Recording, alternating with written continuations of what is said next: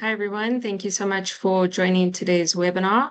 Please give us a few minutes. We're going to give a couple others time to join. We'll get started at latest 5 past the hour. Thanks.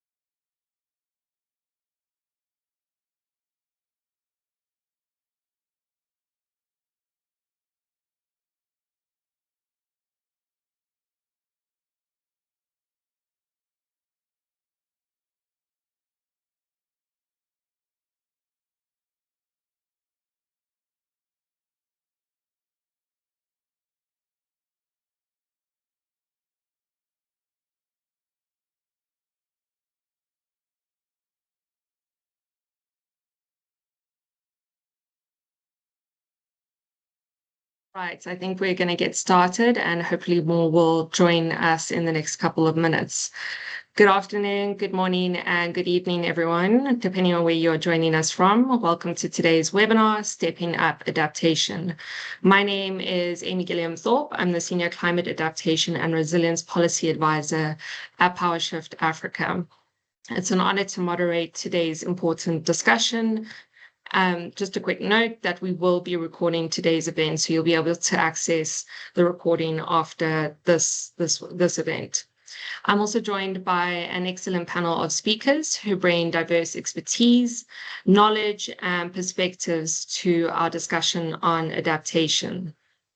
First, we have Dr. Portia Williams, research scientist with the Science and Technology Policy Research Institute of CSIR in Accra, Ghana. Next, we have Lena Yassin, who is researcher at the International Institute for Environment and Development, IIED, and adaptation negotiator for Sudan. The thorn among our roses this afternoon is Dr. Laxan Zobko, postdoctoral research fellow at the African Climate and Development Initiative and African Synthesis Center for Climate Change, Environment and Development at UCT. And last but certainly not least, we have Marlene Achaki, Global Policy Lead for Climate and Resilience at CARE International. A warm welcome to all of you, and thank you for being with us for this conversation. Before we begin, I would like to briefly establish the context and background for today's event and discussion, particularly for those of you who are not following the adaptation negotiations under the UNFCCC very closely. So as it stands, 2024 is projected to become the hottest year on record, which means that the urgency to fast-track adaptation action and finance is greater. It's more crucial than ever, especially for climate-vulnerable regions like Africa. Over the past 2 years, we've seen extreme weather events tear across Africa, across many of our countries, from Congo to Sudan, South Sudan, Kenya, Mozambique, Malawi, South Africa, just to name a few.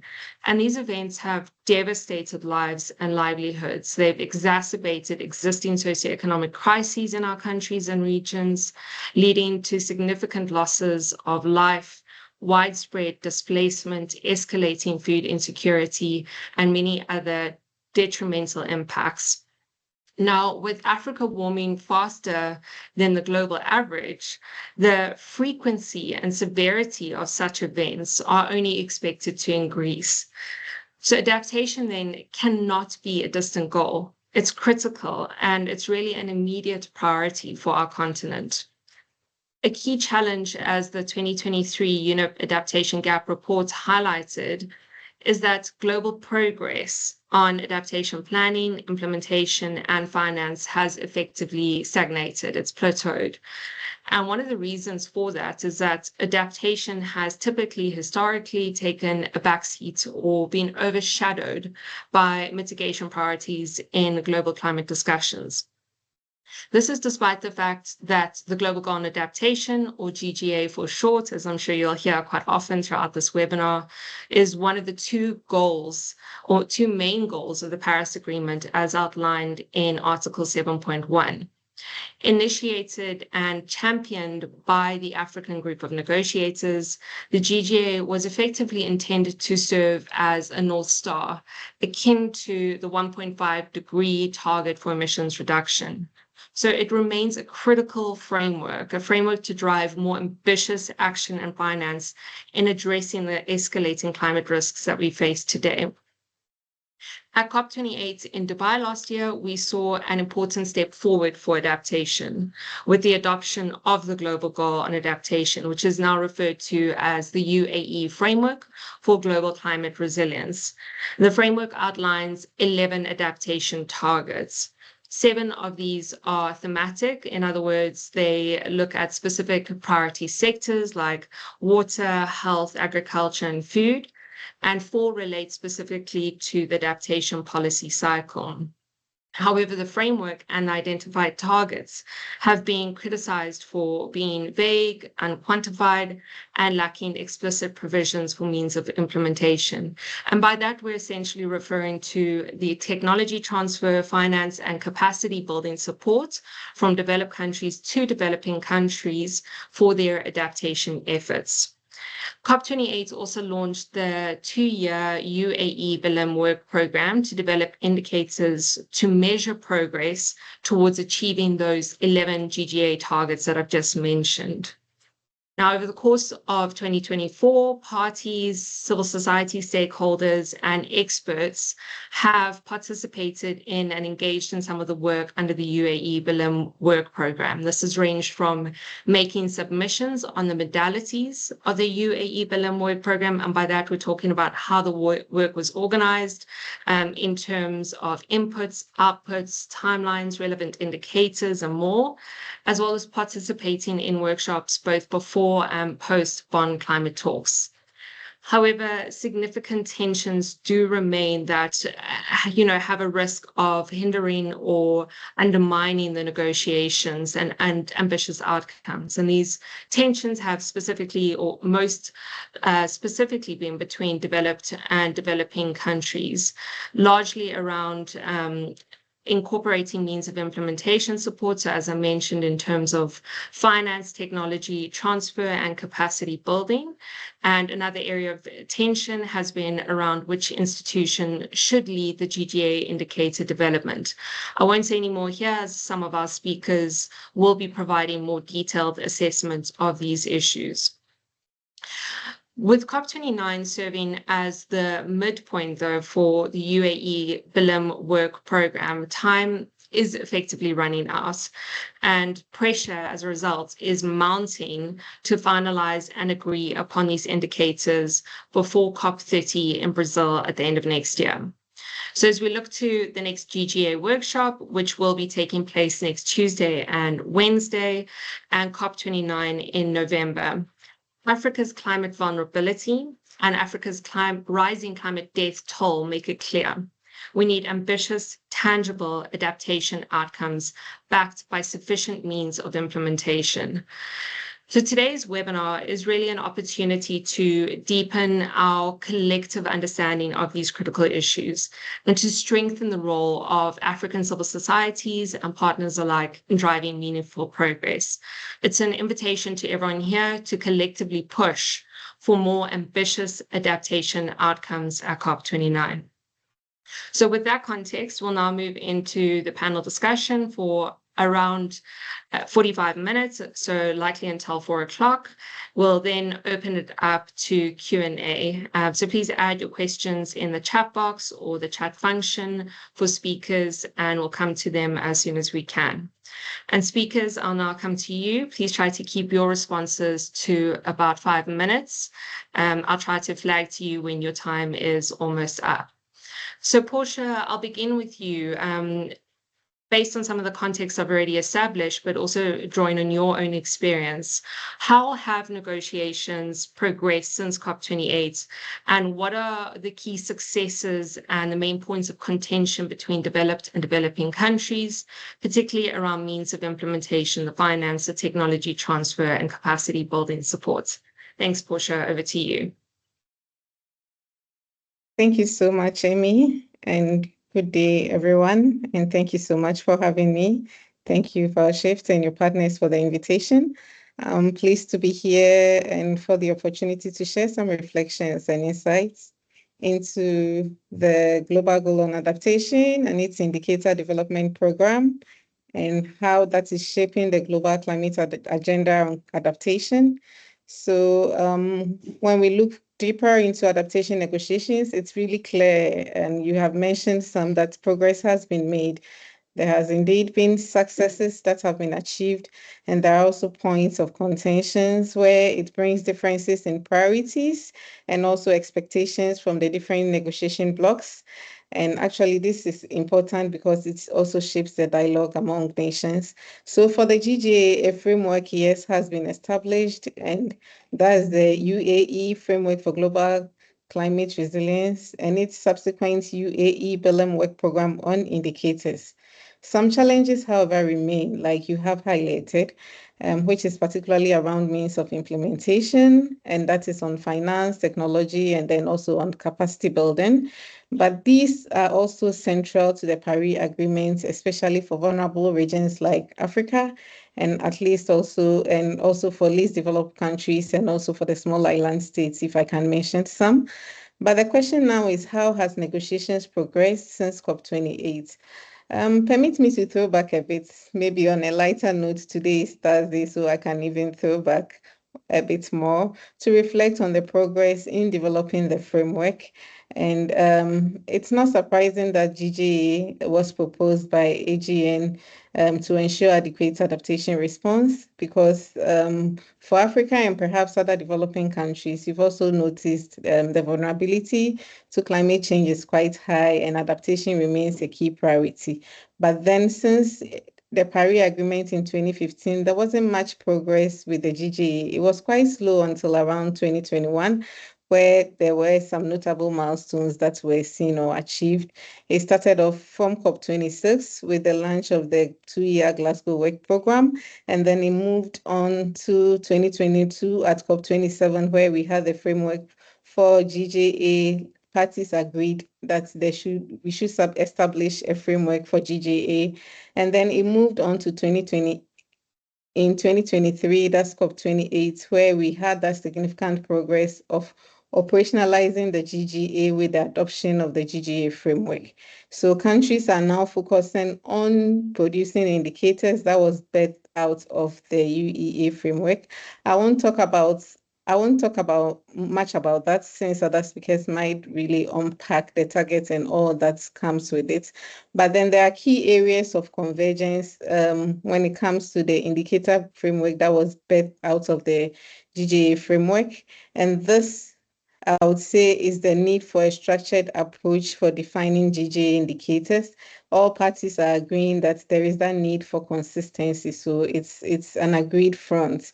Also, the potential to draw on existing reporting processes under the UNFCCC. It's also a point where there is some convergence because countries don't want any reporting burdens. And also the point on drawing on existing multilateral frameworks such as SDGs and the Sendai framework. But then I would say that in May 2024, there was the first workshop that was held under the Indicator Work Program in Bhutan that shifted us to Bonn in June, where countries agreed to begin the mapping exercise for identifying gaps. There were contentions around who to lead the whole process, but then finally, the work program was handed over to the SB chairs, and then there was a call for potential indicators, and as at now, over 5,000 potential indicators have been submitted by parties and other observers to the Secretariat.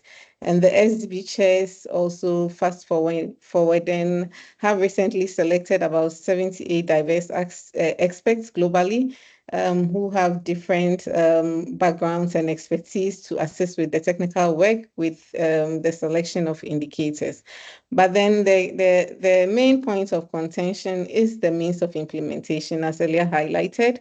Under finance, we have that countries keep reaffirming their commitments. We all know that to scale up financial support, but that is not coming. Under technology transfer, there are gaps in terms of accessing and affordability. It's also a big problem relating to intellectual property rights for technologies. Limited capacity to even absorb these technologies is also a key challenge. And the capacity building, particularly for African nations, for example, there is that stress for the need to support capacities in reporting on GJA from different countries, even adequately showing evidence that indicators actually exist. Capacities to track progress through strengthening national systems is also a challenge. Even mainstreaming for resource allocation, among others, is a key capacity building gap.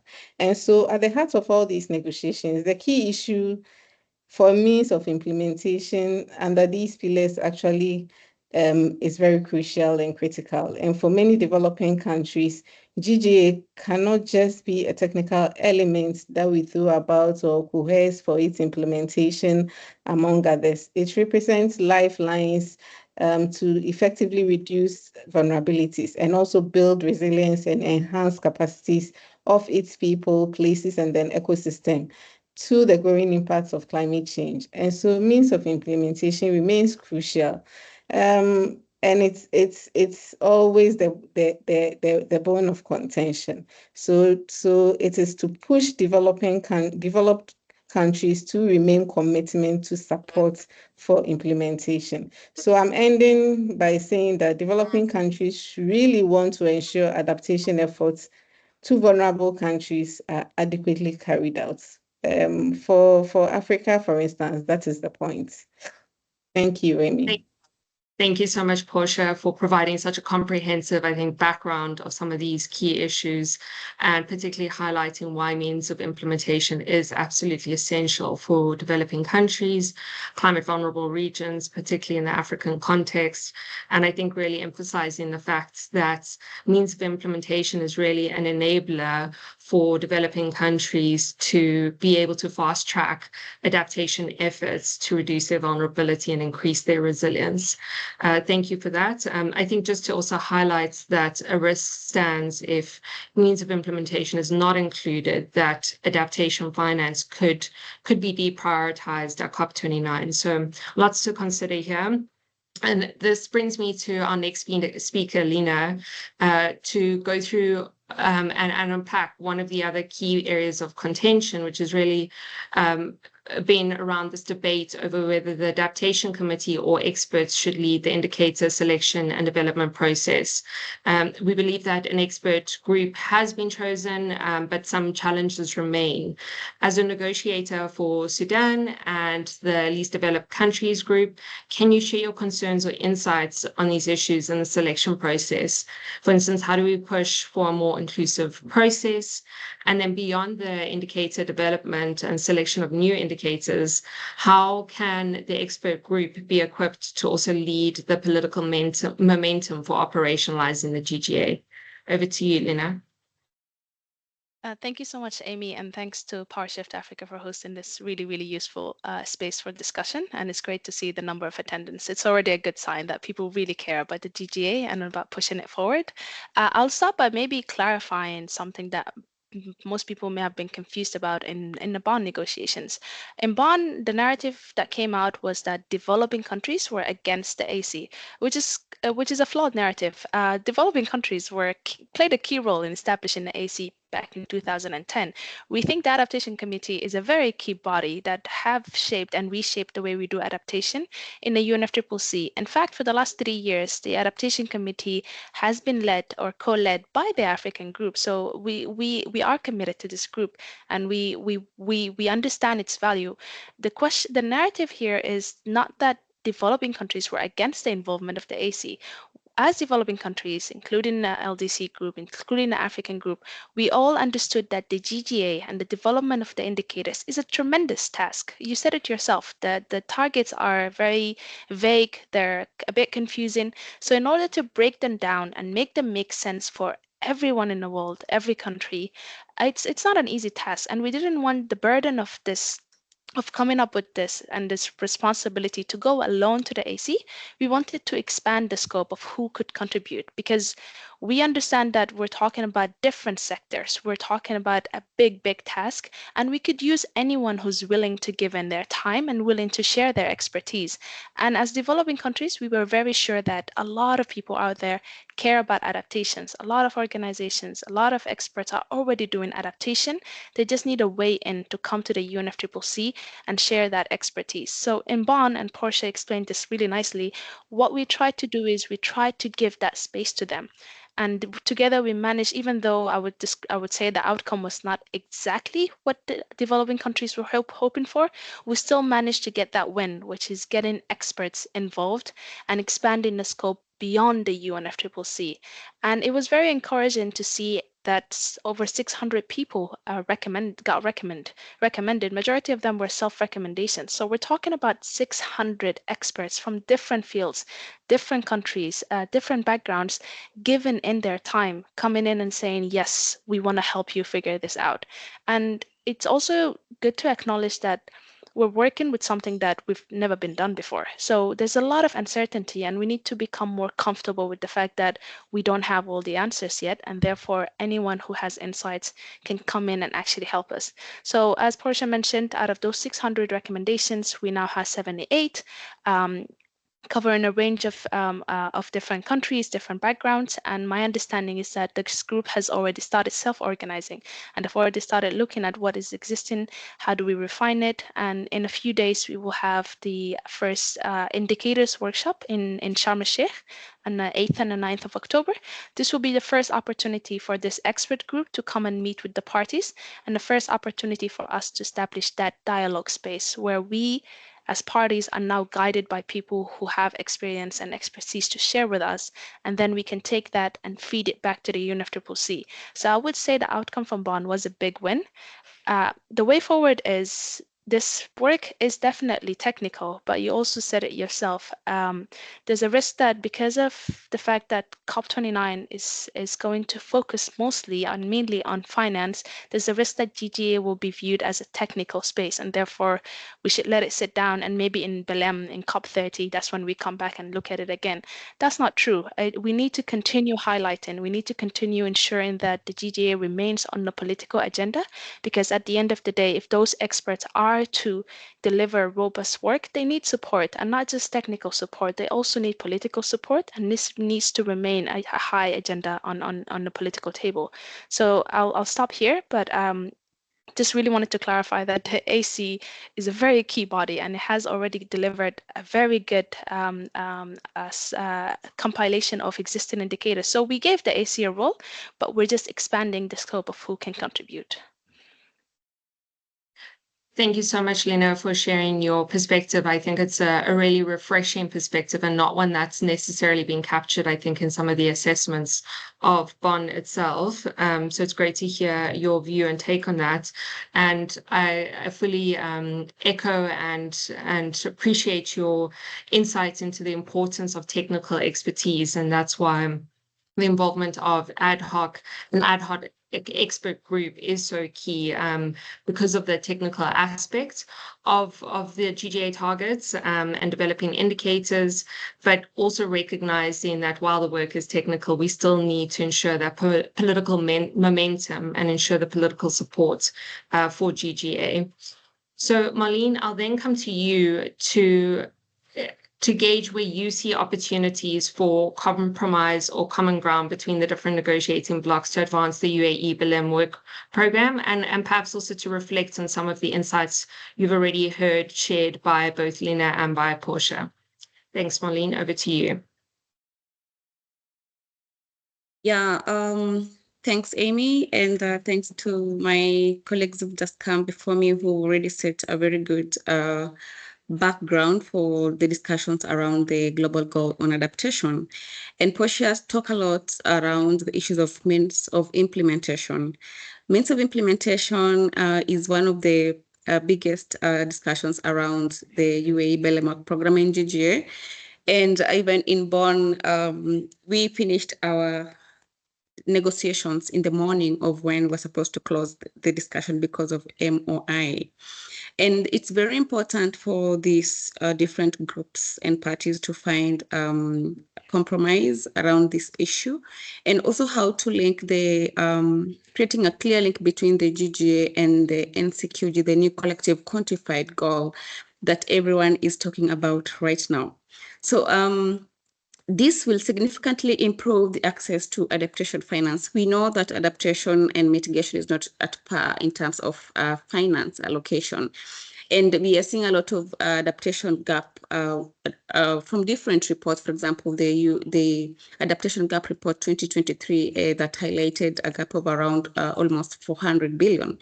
And therefore, it's very important for the parties to compromise along this issue, but also in line with the Paris Agreement and the Convention around the developed countries taking lead in providing finance for adaptation actions in developing countries. So a compromise around this aspect would really help us move this discussion quite well. And it will also help set the scene for COP30, because we want to ensure that the indicators refining process is coming to an end. Probably we will get a report in COP29. Means of implementation should not be an issue that would hold the conversation, and therefore taking other issues to be completed at COP that would like some of these aspects to be clearly agreed upon and parties to come to compromise around the means of implementation, so that as we move to the next year of work, 2025, before we get to Belém, we find that a lot of work has been agreed upon and we are making considerable progress, especially around that issue. Another key issue that is coming up And this was also part of the discussion was around developing new indicators. And this process is going to be reflected also from the 5,000 indicators that the UNFCCC has put together and the work of the technical experts, basically. But we see already the developing countries, as Portia rightly said, that were the group that started up the discussions around the global goal on adaptation. And already they could see the need of having a new indicators to cover aspects around transboundary climate risks and others that are not actually already reflected in the existing indicators. The mapping process and compilation is a process that was done across the different available indicators from the SDGs, Sendai, and other spaces. But the aspect of developing in new indicators is also an issue that both parties from developing and the developed countries are not yet at par. And in the decision from SB, it said there could be a possibility, or we may consider developing new indicators. So you can be sure this is going to be an issue of a discussion when we get to COP. And once we see the final list of refined indicators from the technical expert groups, we hope that we'll have clear recommendations for parties to be able to make progress around this aspect. Another key issue that also would be important for parties to find compromise around is the technical experts work group, and Lina and Portia have already talked about this issue. So currently we know the experts have already started their work, and they have been divided across the 7 thematic targets that Lina has already talked about. But from quick analysis from the list that was printed out by UNFCCC, and all this is on the website, we can see that different experts have been allocated to the different thematic groups: food and agriculture, water, health, and from the different African meetings. For example, last week we had an Africa pre-COP meeting, and we could see that there are concerns that are coming up around not the thematic areas that not have a representation of all the groupings or the regions, basically. So you would find that we have some experts in food, but you're missing a certain region representation in that thematic group. It'll be very interesting to see how this discussion unfolds at COP, but we hope that this would not be an issue that would cause more aspects around the work of technical expert group.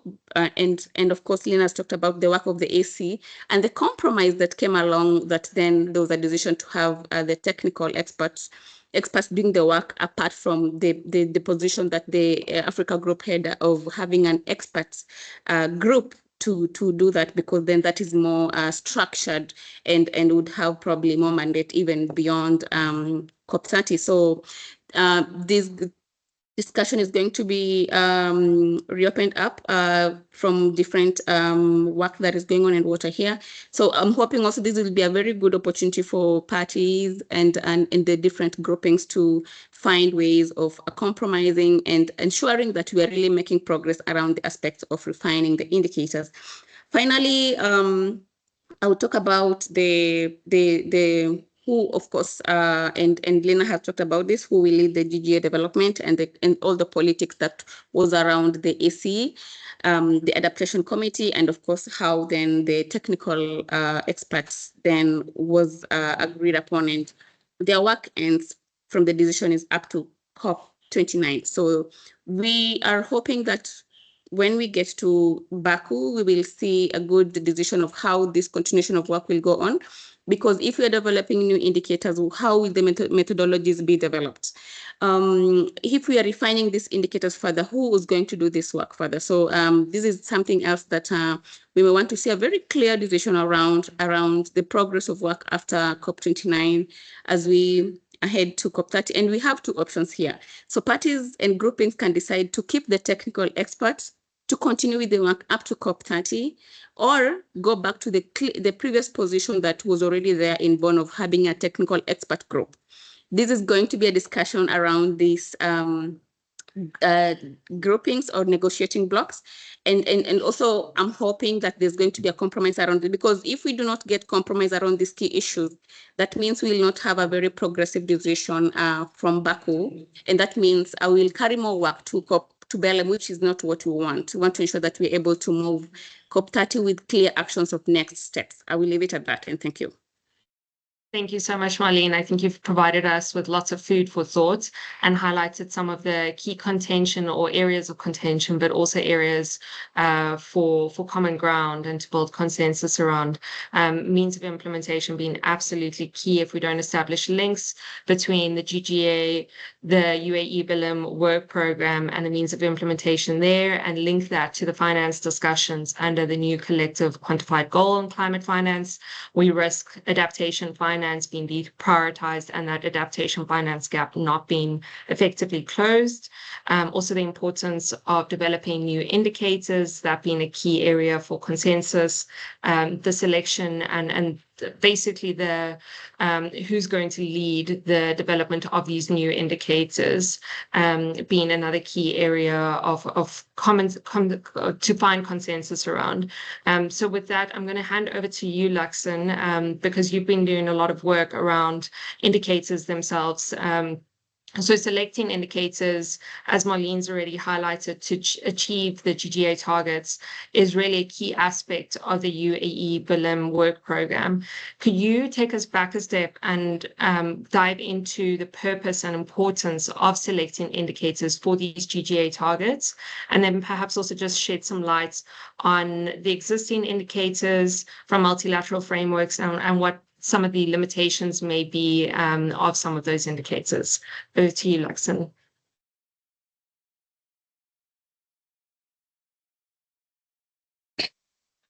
Yeah, thanks, Ami, and thanks for the previous speakers. I think they've explained in detail where we are in terms of the global goal adaptation and the development of the indicators, which is the current work program.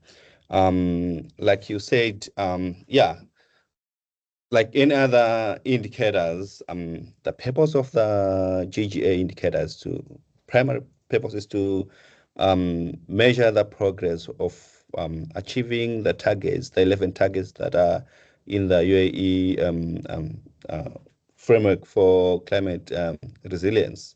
But also, if you look at the nature of adaptation, we all know that it's a context specific and it's location and all that.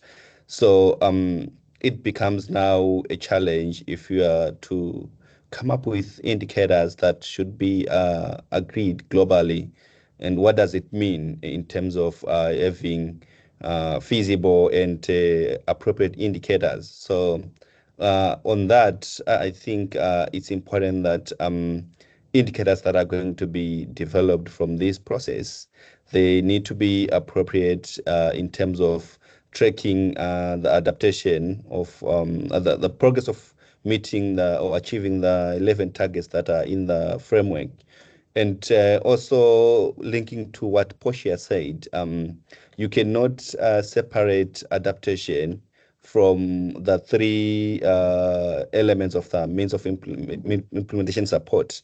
So basically, we're talking about finance, we're talking about technology transfer, we're talking about capacity building, because if you look at the nature of adaptation everywhere, it's mostly done in developing countries where you have limited capacity to implement some of the technologies, in limited capacity to also implement some of the activities. You're looking at limited funding to implement all these sort of interventions that are required. So I think one of the key issues that needs to be looked at, if you look at the purpose of the indicators, is also having indicators that are able to track the means of implementation support. And this has been also a highly contested topic in the negotiations. I think we know that developed partners, they are sort of I think being very careful in terms of not wanting to commit, but there is a sort of reluctance on heavily committing to the means of implementation, most importantly on finance. So I think it's important for the GGA indicators to also be able to track the means of implementation support. And if you look at another good example of the purpose of the GGA indicators could be linking, if you look at the current monitoring, verification, and reporting the MVR of the UNFCCC, if you look at the BTRs, there is the adaptation component in the BTRs is sort of optional. So countries or parties can report on adaptation or no.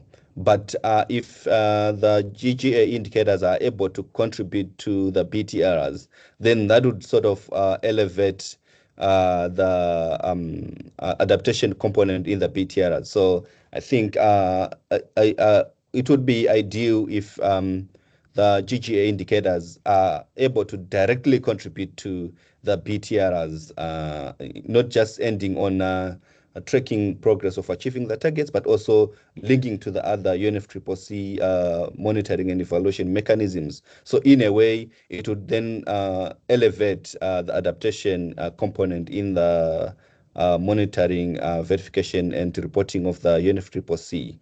And if we're looking at the indicators that are sort of submitted by parties in July, like Portia said, there are over, there's a compilation of 5,000 indicators that are submitted by parties. And I think initial assessment of these indicators from multilateral frameworks, like Portia said, we're looking at SDGs, we're looking at Sendai framework, we're looking at CBDs, we're looking at official UNFCCC funding mechanisms like the Adaptation Fund, the Green Climate Fund. There are lots of gaps from the existing indicators, and this is primarily because they were not developed to track progress of adaptation and resilience. So in that from that angle on its own, it means there are a lot of gaps, but there are also a lot of adjustments that would be required to be done to the existing indicators, and that would leave you to a point where you would need some new indicators in other other aspects of the targets. And if you look at the way that the GGA targets are framed, there are multiple sub-components or key elements within one indicator, also within one target. So you cannot have one indicator that is going to track the progress of all those key elements in one target. So you're going to have multiple indicators that are going to track just one target. And given that, it would be very difficult to have existing indicators be able to track all these key elements in one target.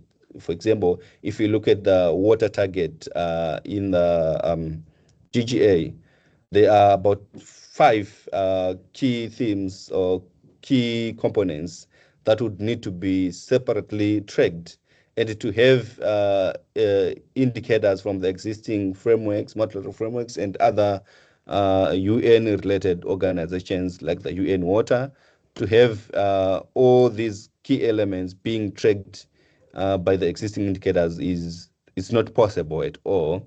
So there is going to be a need for all these new indicators.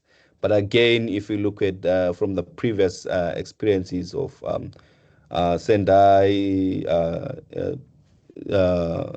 SDGs development of their indicators, it was quite a length and very tedious, very highly technical process. So I think there is a lot of technical expertise that would be required, and it's good that, like Lina said, the process was made open to other technical experts to sort of come in and contribute, come in and give in their experience, their time, their resources. So we hope that by engaging external experts or from the ad hoc expert group, it would then sort of facilitate all these gaps that are going to be identified. And with that, I think it would be important moving forward to make sure that their experts receive, guidance from the UNFCCC, from the Secretariat, and from the negotiators. And we hope that next week is a workshop in Sharm el Sheikh will then sort of give that guidance, because looking at the I attended two of them because I'm also one of the experts that were selected.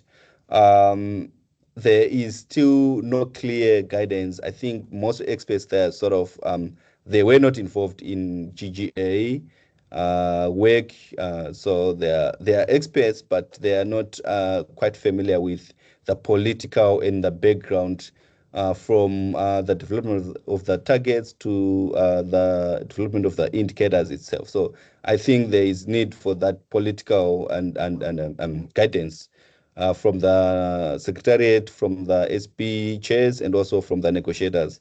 And we hope that next week's workshop would then play a key role in terms of providing this guidance, and also towards the experts working on the indicators until COP29. Thanks. Thanks, Luxon. We're going to stay with you. Just to quickly summarize, I think you've highlighted some key areas in terms of the purpose of these indicators, with a particular emphasis on the importance of developing indicators to track means of implementation, even though it's a very contentious area, the importance of linking these indicators to existing monitoring and evaluation reporting systems under the UNFCCC, and then also the importance of having these indicators or new indicators developed to bridge the gaps of existing indicators that weren't developed specifically to track adaptation. So I think just on where you were in terms of the next steps for the GGA indicators, what outcomes on indicators can we anticipate from the workshop next week, and what results are needed at COP29, particularly in terms of the work plan for 2025? What work do we need in 2025 to finalize the list of indicators for COP30, and some of the key considerations that should be taken into account to ensure a robust outcome? I'm going to ask you to be quite brief, just so we can get back to the rest of the speakers before Q&A. Thanks. Thanks. I mean, like I said before, in the previous two meetings that I attended for the experts, there is still a lot of gaps on how this whole analysis should be approached. So we hope that next week's workshop would then bring the experts and the negotiators in one room, and then they should be able to receive clear guidance on how the work can be approached. I think there is some sort of guidance in the SB conclusions. If you look at para 12, where it states about 12, or sorry, about A to I or J, characteristics of indicators for GGA, but that is not enough. So experts are they are now involved, but they are still not clear from the expert side on how exactly the work can be approached. And there are a lot of good suggestions that are being bring forward by a lot of experts. So I think by having experts and negotiators in one room in Sharm el Sheikh, that should provide that political guidance that the experts are in need of, and also that would then smoothen the work of the experts, given that there is only less than a month between the workshop and the COP29, where some of the recommendations from the experts and their analysis of over 5,000 indicators would then be needed in terms of the recommendations that are required. So we hope that the workshop would then provide that guidance. But also, if we look at the expected outcomes from COP29, I think if experts are able to provide the recommendations on the over 5,000 indicators that are submitted by parties, that would be a huge step forward, because that would then streamline in terms of the negotiation to say these are the set of indicators that are recommended. And with the recommendation, then that would mean gaps would be able to be identified. And where we have gaps, then we would know that where we need new indicators. And then that would sort of clear way for 2025 on how, based on the gaps that are identified, how the new indicators can be developed, and also the type of expertise that would be required, the modalities and all that. So we expect this to be at least be negotiated or discussed at COP29. Like I said, areas where we need new indicators, it needs to be highlighted so that by 2025, at the beginning of 2025, people or experts and the whole process would then start engaging in these areas where we need new indicators. But also, I think what needs to be agreed, and this was also not clear in the SBS Kiste conclusion, I think the point which I raised on having the purpose, have a clear outline of the purpose of the indicators. I think as it is now, it's sort of sitting there, but it's not quite clear on how exactly the indicators of the GGA would then be linked to the rest of the UNFCCC MVR. So I think this needs to be also established at COP29. But to also conclude on means of implementation, I think there is need for that clear link between GGA indicators and the discussions that are going to happen in the NCQG. We know that this year is a big finance year. So I think the GGA indicators, they need to also remain relevant in the NCQG negotiations. So I think if the COP29 could be able to make that clear link between what's happening in the GGA and what's happening in the finance negotiations, that would be a good outcome from the COP. Thanks. Great. Thank you so much, Laksan. And on that note, Lena, I'm going to jump to you. What are the risks if the GGA indicators fail to be robust, or if means of implementation provisions, for instance, remain vague, particularly for least developed countries and African countries? And then similarly, how can civil society groups increase pressure on negotiations, provide more support to negotiators to facilitate stronger outcomes? Over to you, Lena. Thanks so much, Amy. And before I get to your question, I really want to thank Luxon. And just I think Luxon gave a really good overview of what is expected, but also the amount of questions that experts have to deal with. And again, it goes back to the point that we all knew this is a big task. And it's really inspiring and encouraging to know that we have people like Luxon, like Portia, being selected because of their expertise and abilities to bring this forward and take it to the next level. I think, first of all, it's not a scenario that we want to even consider as developing countries that this will fail. Portia said it earlier, that the GGA came from years of lobbying and pushing from the African group saying we need to elevate the adaptation. We need to put it on the highest stage. So for us, we cannot afford for this to fail, because it's literally one of our last chances to actually do adaptation right and to translate it from the global level to real meaningful action on the ground and support. So there is a risk, and I think we need to ensure that we can't discuss adaptation separately from finance, from technology, from capacity building. And this is what we hear, by the way, in the rooms. Whenever we come as negotiators to discuss means of implementation, we are told this is not the room. You are here to just discuss adaptation. But how can you discuss adaptation if you can't discuss the needs and the support? So for us, it really doesn't make sense, and it's not something that we're willing to take lightly. We need to discuss them together, and Loxan also mentioned this. Now that NCQG is being discussed, adaptation and the GGA needs to be brought, but we need to be aware that that room is very busy. If you go to the NCQG room, you will see the amount of questions they're already dealing with.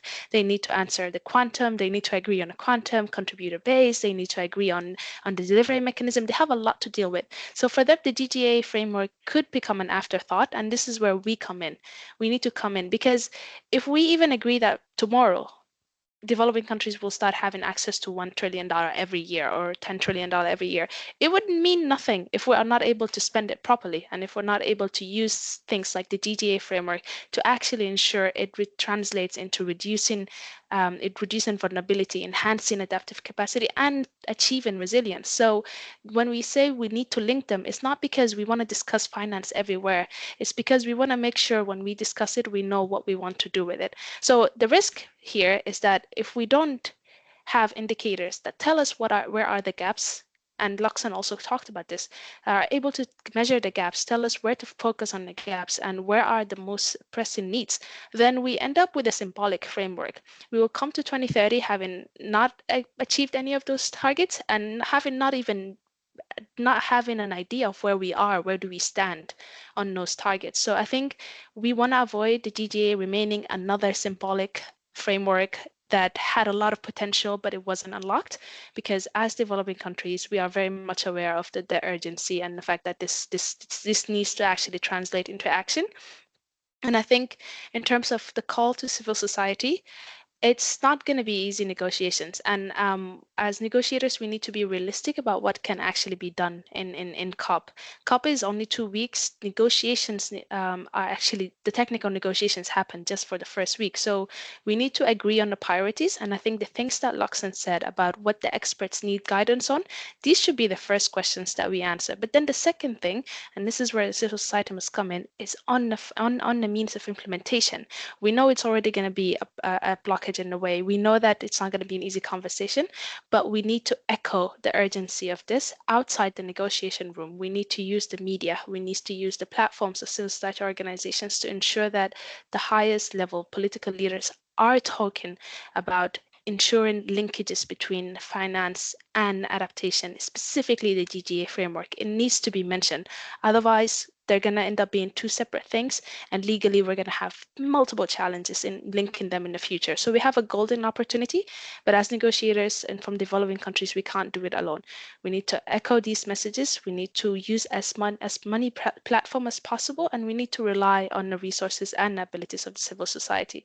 So I really hope that people who will be following adaptation, but also following finance, are able to echo these messages and ensure that the adaptation doesn't become an afterthought.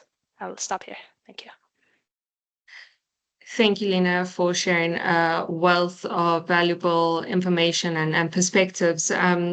I think something that really stood out to me is making sure that GGA and the UAE-Belém work program on indicators don't just become another symbolic piece of work, another symbolic framework, and that we really need to collectively work together. And I think really as civil society play a stronger role here in placing pressure and in going to media to really advance and highlight, build momentum for the need for means of implementation and indicators to track means of implementation. I think you and Luxon have highlighted that very clearly for us. Thank you.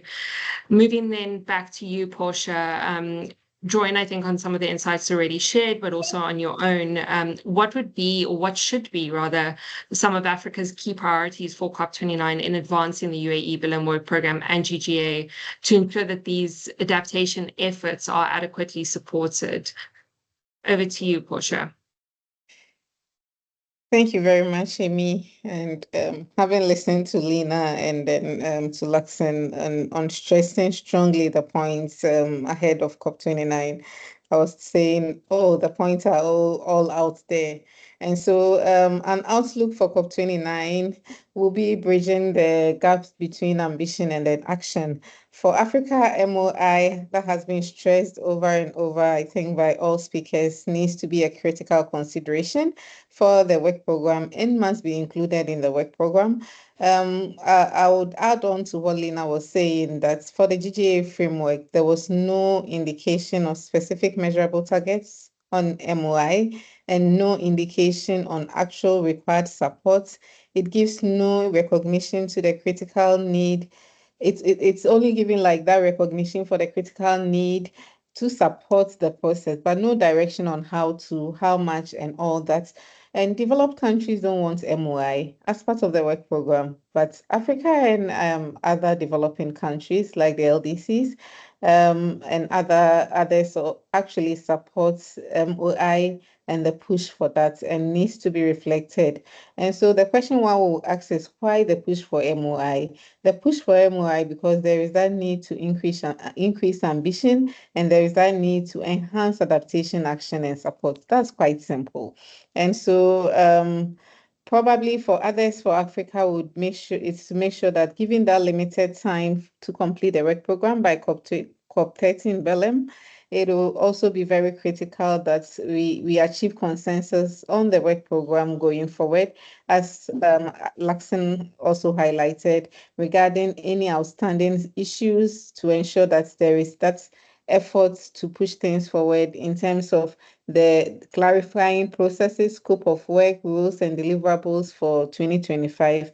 I think it's very critical that we achieve this. And lastly, also to align the work that is being done with vulnerability context within the region, and also taking critical look at adaptation priorities to ensure that there is a complete reflection of the work program through acknowledging all challenges that countries basically have in Africa. Thank you. Thank you, Portia. I think I'm really hearing the importance here of MRI as a way to bridge the gap between ambition and action. So thank you for reinforcing those points and the importance of finding consensus on the work program, given the limited time to conclude the work program before COP30.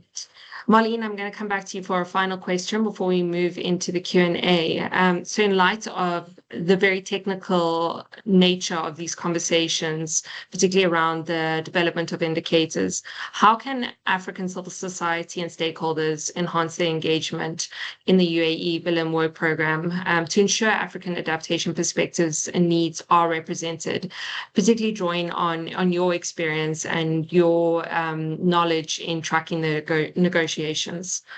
Over to you, Marlene.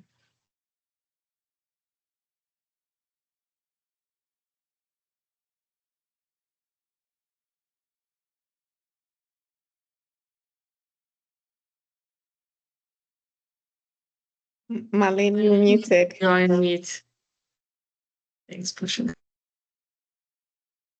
Thank you, and apologies for that. So I was saying one of the key issues and conclusions from the discussions from Bonn in June, there was a call or an invite from the Substar and the SBI chair, and invited the different interested organizations who are working around the issue of adaptation, and other specialized groups and other relevant organizations to explore the possibility of hosting meetings of technical experts, to advance the discussions around indicators development and refinement.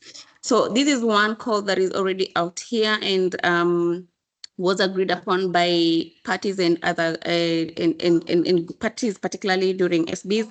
And so it's one of the key opportunities that CSOs and other UN agencies or other specialized agencies can use to continue advancing the discussions around the global goal and adaptation and the UAE indicators. Another key opportunities is for already CSOs, the 5,000 indicators are already out on the website and out here for everyone to look and refine them as well from where they sit and using their knowledge. So the 78 experts will be doing that work and will be engaging with the parties.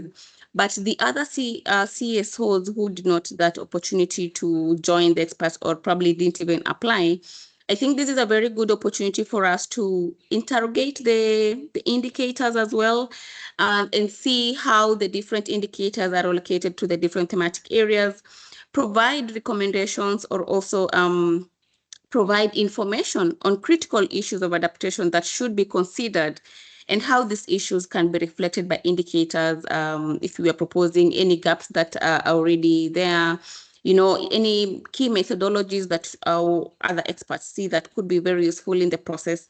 So I think this is a very good opportunity for the experts who are not part of the 78, but also actively act in the adaptation process to to take the chance and look at the indicators and provide the information or critical issues that can be considered in the process, but also highlight any gaps that they can already see across the 5,000 indicators.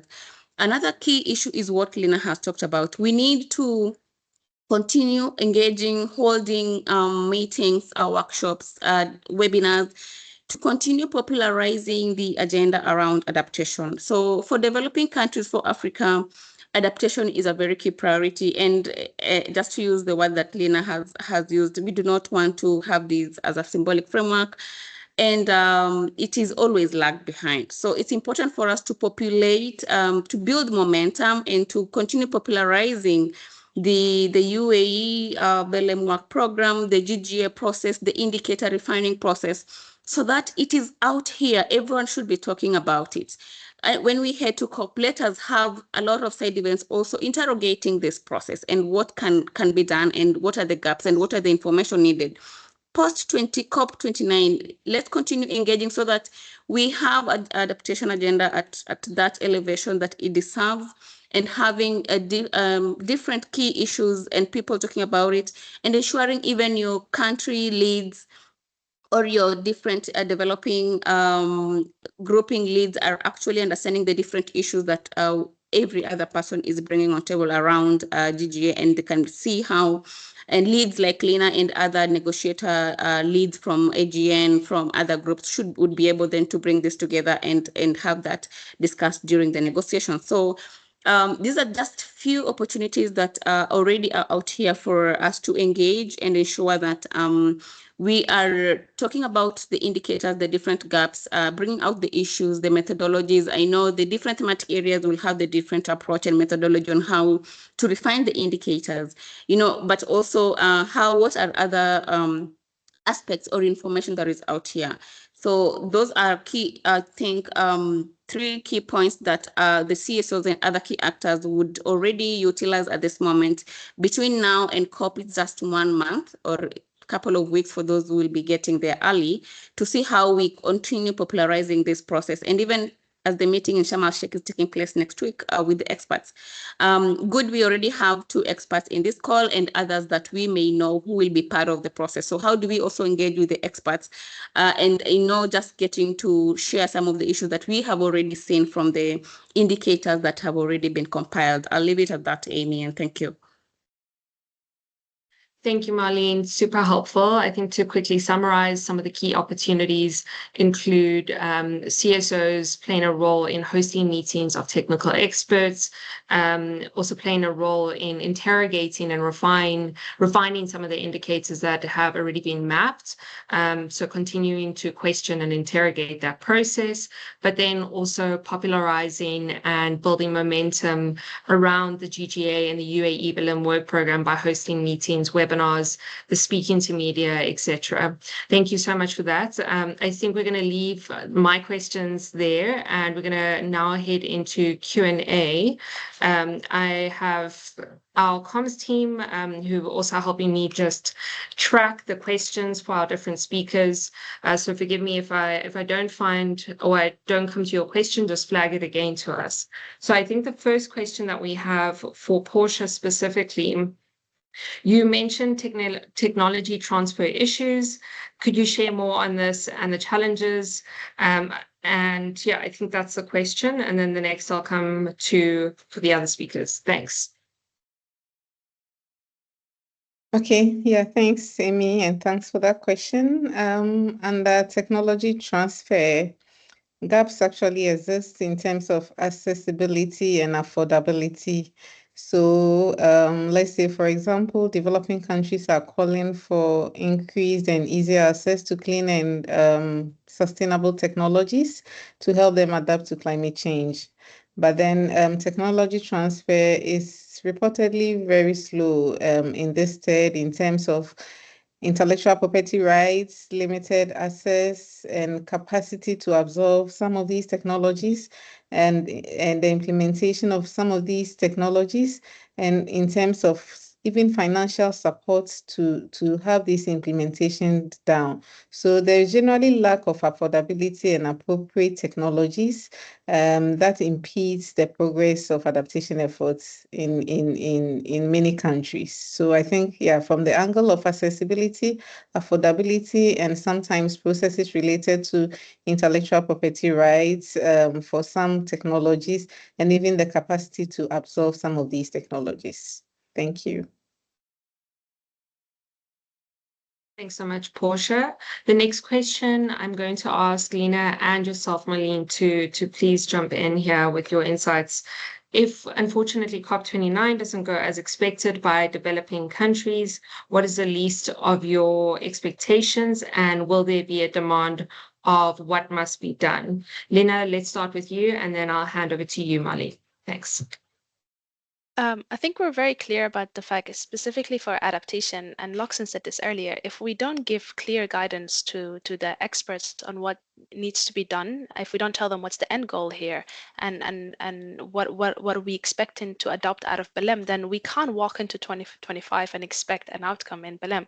So I think the minimum that we're willing to accept here is an agreement on the way forward with the clear timeline and clear check-in points. We are not trying to be prescriptive. We understand that the experts have a very tremendous task, and the groups are going to end up taking different approaches and maybe slightly different methodologies, but we need to answer some of their questions. And you guys heard Luxon, they have so many questions from us. So if we're not able to answer those in the next decision text in Baku, then they're left with the zero guidance, and we can't expect a robust outcome in Belém. So for us, if we don't get this done, then we can't consider the UAE-Belém work program done. We have to be realistic about this. So I think that's at least on the adaptation side. I'll let Marlene come in on the NCQG side as well. Yeah, so thanks. Honestly, we want to be very, very optimistic and progressive when we're talking about adaptation. And we do not want to open any opportunity to show that we want to see anything not moving forward or us not agreeing on that or anything. So I think we need to send this clear message, and through the parties, they have their role, but also the civil society organizations have this key role to play. We are not going to expect the COP to fail around adaptation issues.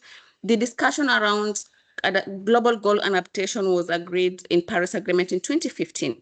We are in 2024 now. We are talking about how to define indicators for the framework. That is 9 years. So to be honest, we are not going to the table to COP29 with any expectation of failure, but we want to ensure that we are able to get to an agreement and compromise on how to get an ambitious decision from COP29 with clear timelines, just as Lena said, and clear actions of refining the indicators that have already been mapped. Then what are we doing from 2025 going forward, and not taking the issues that were supposed to be completed from COP29 to again SBs or COP30. So that is probably the main key, I think, for us, all of us here. When you talk about adaptation as a priority, we are not expecting any failures on that front. So I'll leave it at that.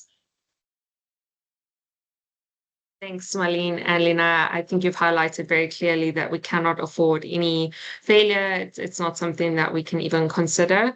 What's also really important to highlight from your responses, but also from the conversation as a whole, is the importance of party guidance and a political process to help experts and to guide experts in terms of the indicator selection and the 2025 work plan. So I just wanted to highlight that and bring Luxon back in to answer the next questions.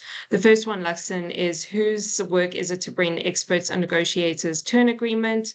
And then secondly, of the 5,000 indicators on the table, how many of these are duplicates? I'm aware many parties and observers submitted the same, or are they 5,000 completely unique indicator proposals? Over to you, Luxon. Yeah, thanks, Ami. I think the first question on whose work is to bring the experts and negotiators to an agreement.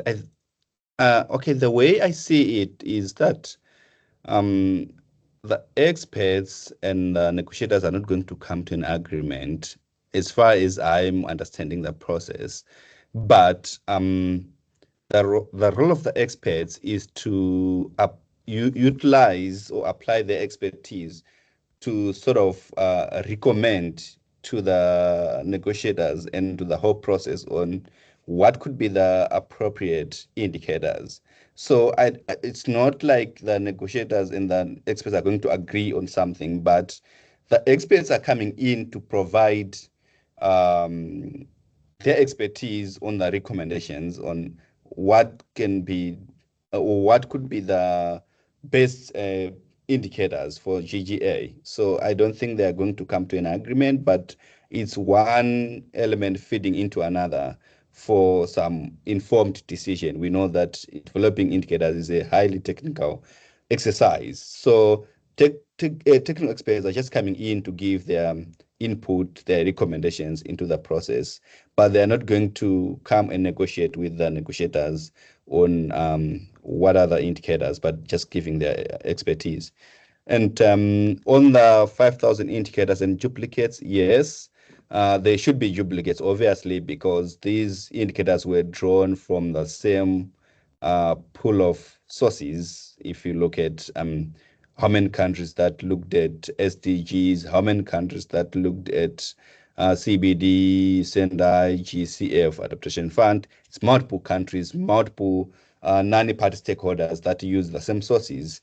So one of the things that were raised in the two meetings that we held for experts is that we need. I think there was that contribution from and an agreement from several experts that we need data scientists that would then work with these technical experts. I think if we look at the same exercise that we do when we are in IPCC, we collaborate with our data experts to sort of come in, apply their skills to help us. So there was that discussion on to bring in data experts. So I think data experts will then be able to flag out all these duplicates, which I understand they should be. Obviously, it's obvious because it's the same pool of sources that parties and non-parties used.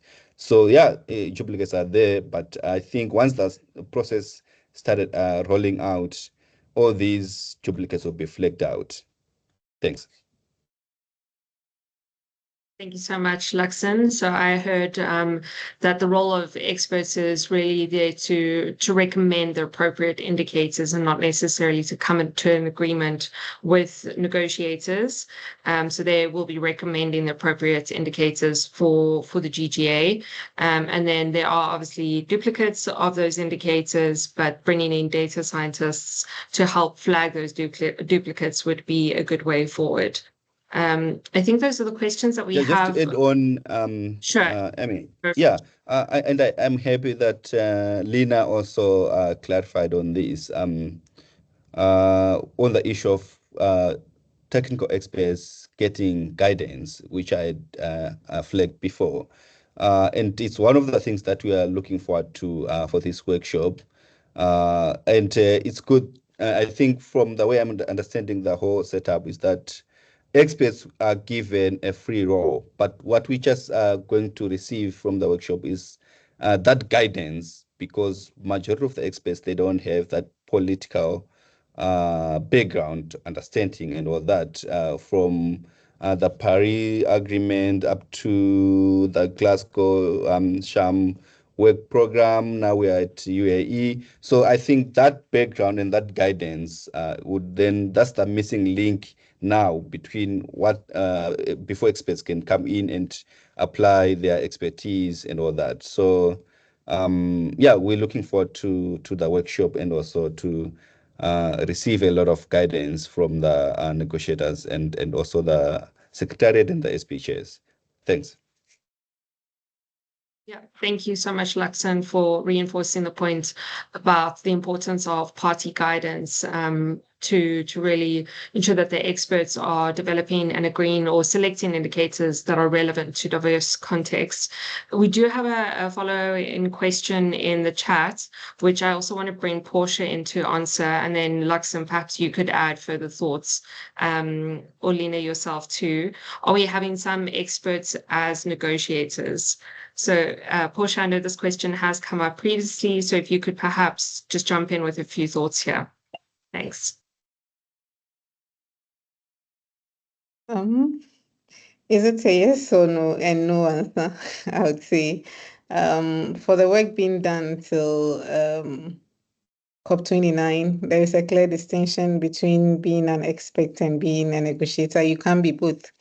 That is information from the Secretariat. So and up until COP29, you can be either one of them. And so beyond or at COP29 and beyond, I think an expert could be a negotiator. We have been, myself and Luxon has been supporting the Africa Group of Negotiators as technical advisors, but though we go on party badges. And so it gives us that room to sometimes come up front as negotiators. But then, as I said, clearly from now till COP29, we can only be experts. So I think that is it. But at COP29, we could take on the badge. Things are evolving though, so I would leave it as such. Lena. Thanks, Portia. Lena, please jump in. Thanks, Amy, and thanks, Portia. I just wanted to come in as well because I know this was a sensitive topic that people were trying to ensure a yes or no answer to in Bonn. And even though I think the list is majority people who don't even come from the UNFCCC and rarely interact with the UNFCCC space, I personally think it's very important to have people like Portia, like Luxon, there are other names on the list who are in the space because they understand it. Because at the end of the day, if you bring an expert who has no idea how the UNFCCC functions, no idea what these fancy sentences and words actually mean, and then how the process work, it's going to be really hard to first bring them up to speed on how they can interact with the space. It's a tricky space. The UNFCCC is not easy to navigate. So we need people who are in the space, have the experience of knowing how to deal with the negotiators, how to interact in the UNFCCC space to be able to bridge the gap between those two groups who almost never interact. So I think having people like Portia, people like Luxon, and there's a few on the list, was for me assuring that at least we internally, the experts, will be guided by those people to ensure that they work with the expectations that the negotiators have for them. Thanks, Lena. Yeah, I fully echo the sentiments that you've shared. I think just to say from my side that the UNFCCC process is incredibly complex, and I know it certainly took me a long time to understand. And so I'm sure if you're unfamiliar with the process itself and then have to come in and provide guidance, it will be incredibly difficult and even more time consuming given the limited time that we do have available. Marlene, I see you've turned your camera on. I just want to check if you wanted to jump in with a few thoughts on this question too. Yeah, thank you. So before I think the experts were selected, there was a call with the SBs just wanting to clarify this aspect. And Portia has mentioned, so they were very categorical and said, we're going to ensure that experts are going to be experts and negotiators will be negotiators, at least for this point. And at least we know different key lead negotiators from countries, from groupings who are at least not listed as experts. But we have experts who have been in the process, like Alina has said, Portia and Luxon, which is good because the negotiations themselves are very complex. So if you've not been in the space, then it will be very difficult for you to start bringing up to date in terms of how the issues look like. So that is the understanding that we have in terms of the 78 experts from the 6,000 recommendations that were applied. And looking through the list, you can see other key experts like Deborah Roberts. We all know Deborah, she's been in the space, and others. So, but SBs the chair were very clear in terms of the advanced methodology that they used to ensure that the experts at least maybe between this process and COP29 are going to be experts fully, and that negotiators then will be there to also engage with the experts to highlight the process, because this process is party-led, and therefore the leads and the negotiators from countries and groups have to take their role as negotiators, and the experts coming in to help them refine and also wanting to understand which methodologies and how do they go about it. So yeah. And also not all negotiators are experts, but some negotiators are experts. So also those were some of the discussions around the selection of the 78.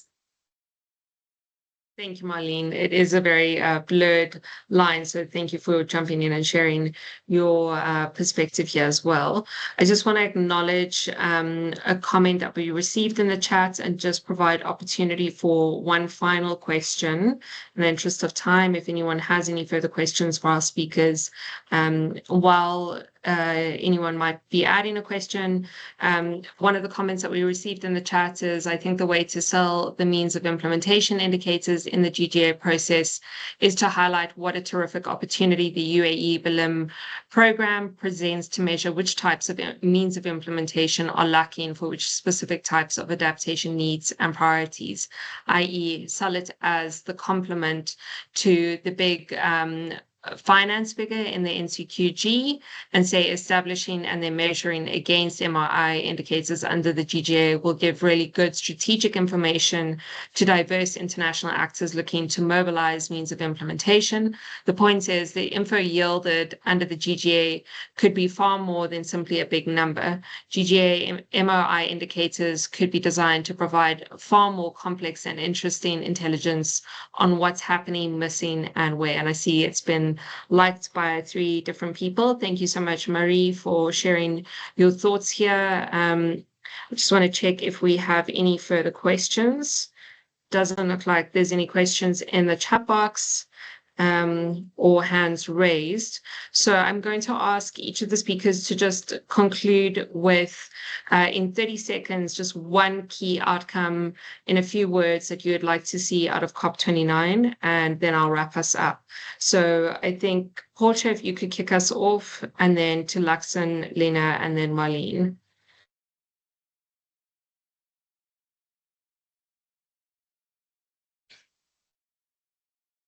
Yeah, thank you, Emmy.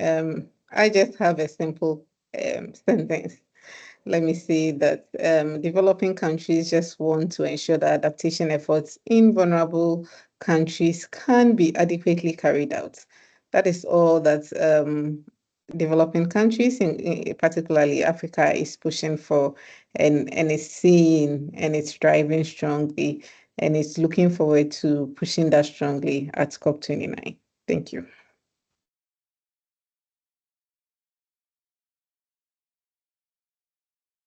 Thank you, Luxon.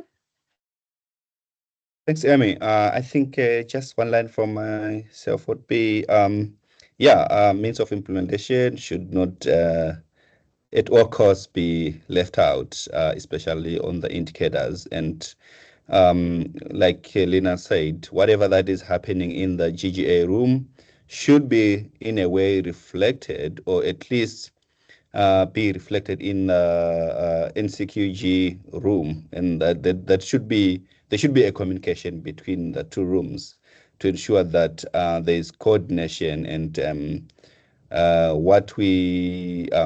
what's happening in NCQG, it has to at least provide inputs to GGA, and that should happen in reverse. And new indicators, whenever we find the gaps, we should aim for that. Thanks. Thanks, Luxon. I think I said Lena next. Thanks, Amy, and obviously fully agree with what Luxon and Portia said. And to add on that, I think one message is we need to shift to ensuring that adaptation is a continuous priority rather than a one-off agenda. We shouldn't have an adaptation COP and then a non-adaptation COP. It's always an adaptation COP. It's just what are we exactly talking about in adaptation? So let's ensure that COP29 remains an adaptation COP, and we're able to elevate this with every possible resource that we have. Thank you. And Marlene, over to you. Thank you. So my message and my expectation as we head to COP 29 is that we will make really considerable progress around the work of refining indicators and having like a clear roadmap on what we need to do before Belém. I really hope we will not get into having more dialogues and more frameworks development process, but now getting into finalization of this work and then starting the implementation. But of course, for NCQG, it's important as the discussions are going on, a clear sub goal on adaptation, just for us to, and the qualitative aspects of that adaptation finance to come out very clearly in terms of who will access it, the women-led organizations, local communities, the vulnerable that we keep talking about. So these discussions are both very important, and let's continue popularizing and building momentum around adaptation discussions and actions. Thank you, Marlene, and thank you to all of you for sharing your thoughts. I think some of the key points highlighted really is the need for robust means of implementation support and indicators to track the progress, the need for a clear link to be established between the NCQG discussions and GGA, especially in terms of the resources needed to achieve the targets. And overall, I think many of the points highlighted have emphasized the importance of the UAE-Belém work program as really an opportunity to strengthen global efforts on climate adaptation and resilience, and one that we really need to prioritize. And as some of our speakers mentioned earlier, we need active and sustained participation from civil society, and that's absolutely crucial to elevate the priority of the global goal on adaptation, to really make it a top political and public priority. So thank you to you all, and a special thanks to our speakers for your participation today. I encourage you to stay engaged in the ongoing discussions on the UAE-Belém work program and GGA indicators. Our collective efforts are absolutely essential to ensuring their success and ambitious outcomes for adaptation at COP29 and beyond. Thank you, everyone. Have a good afternoon, evening, or day, wherever you may be. We'll be in touch. Thank you. Bye. Bye. Bye.